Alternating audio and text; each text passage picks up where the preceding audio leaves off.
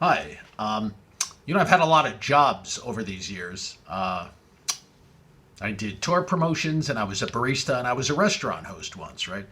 So this guy calls for a reservation. And you have to be very kind to people, very polite. It's hospitality. You have to be almost loving to people. That's how to make it work, make it happen, right? And it's data entry. You're putting it in the system.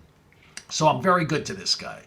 And I give him a party of 6. It's a busy night. I format the system. I give him a party of 6, 8:30. I get his phone number. He's very pleased. And I said, "Your name, please, sir." And I'm on the phone the whole time with the guy. I'm holding it here, cradling the phone here through the whole thing.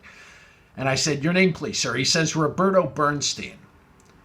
Now, this is a name almost as consonant consistent as the phrase consonant consistent. I can spell this easy. I'm very confident about the spelling of this. I'm good with phonetics. I enjoy them. I call them phonetics.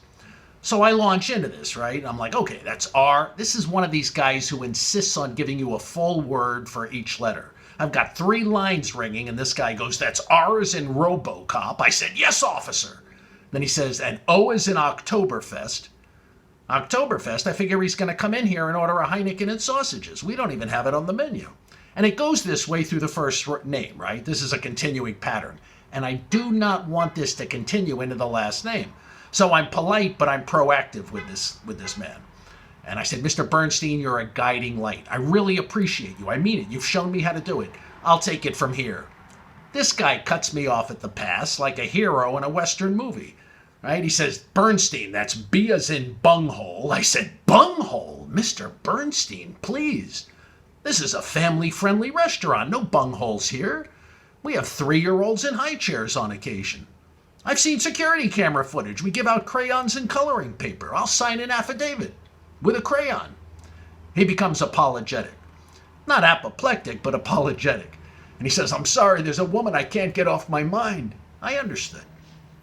He said, "Bernstein, Bitcoin." I said, "We stopped accepting cryptocurrency and Discover cards weeks ago. It's on the website. Don't you read, man?" He said, "One more chance, please. Best in show." I said, "Sir, we only accept licensed registered service dogs in this eating establishment. No performing Pekingese, dancing dachshunds, or neurotic Neapolitan mastiffs allowed near high-top tables. They'll ravage the ribeyes," we continued. He said, "E as in effusive," which he was in praise for my politeness and professionalism. He said, "R as in Rocher chocolate," which he later tells me he just loves to see sitting in the very center of a pillow right anytime he enters an air-conditioned hotel suite for the first time. A little background. He said, "N as in yet." He said, "S as in, and he balked, right? He couldn't come up with a word for the letter S. He said, S, what did you say your name was?" I said, "Scott." He said, "S for Scott." And it carried over into the next word, right? The next letter. He couldn't come up with a word for the letter T. It was like a frozen yogurt brain freeze. And he wanted my willing participation, but he offered no stipend or commission. What do you think of this guy, right? But it comes with the job, I have to admit. And he said, "Scott, help. T, do you like tits?" And I said, "No, I love them." He said, "T for tits." Then he said, "E for Ecomouse, I for I'm almost finished, and N for nyuk, nyuk, nyuk." And he was about to get off the phone, and I was going to stop him and let him know, in case he didn't, that he had called a Polynesian restaurant. But I figured, nah, we've gabbed enough, and I let him go.